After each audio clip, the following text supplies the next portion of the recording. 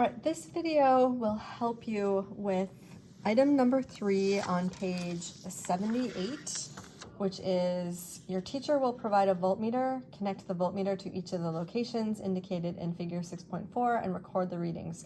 So I am going to show you how to do that. First of all, you need to make sure that you have your voltmeter set up correctly. We have 2 voltmeters. One is black and one is orange. They are interchangeable, they are just slightly different. So I'll show you how to use each one. So there are, you measure by using what are called these test leads. Sorry, I'm not getting a good picture. And you want to make sure that they are connected correctly to the voltmeter. So you'll have, this is called a banana plug. You'll put one banana plug in COM, it doesn't matter what color, and then you'll put one banana plug into the terminal labeled V, that's an omega, and then MA. And so those are, and it doesn't matter what the ends of your leads look like. And you will turn this on to 20 volts. Please make sure to turn it off when you are done so we don't wear down the batteries, because these batteries are hard to replace. If you have an orange one, again, it's identical. The only thing that's different is that the COM is in the middle terminal versus, and then the other one, the other lead goes into the V omega MA. And then again, I have these leads. Still turn this to 20 volts. If the hold button is pushed and there's an H there, you want to take it off because otherwise it won't read. Okay. The only trick to doing the readings is to make sure that you have the COM terminal and the other terminal connected to the right places on the circuit. Sorry, I'm struggling for words. And so the first thing that you are going to read is the voltage across the battery, and that's this one right here.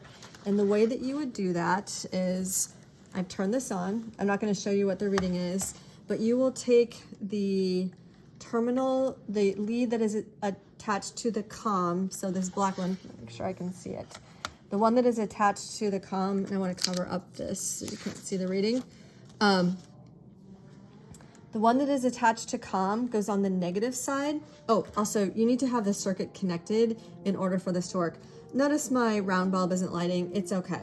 So the terminal connected to the COM goes on negative, and then the other one goes on the positive, and then you read.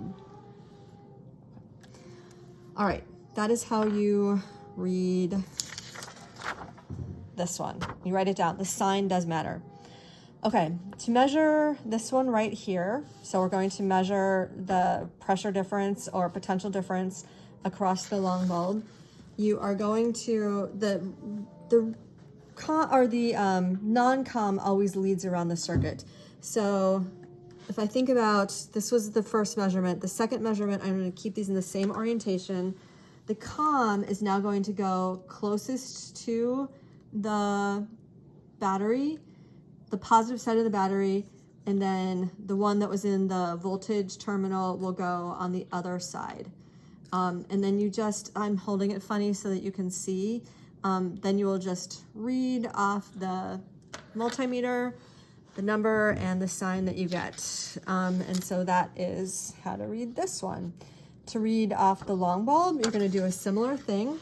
The COM is going to stay on the positive side of the battery, so that will be this one. And then the voltage will go to the negative because it always leads as you go around the circuit. So that will go here. And then you write down your values. And then in order to measure across A and B, so that's this one, sorry, in order to measure this one, you are going to have the COM lead go on the side of the light bulb that is closest to the positive side of the battery, and then the other lead, the voltage lead, will go on the light bulb holder that is closest to the negative side of the battery. So this is what it looks like.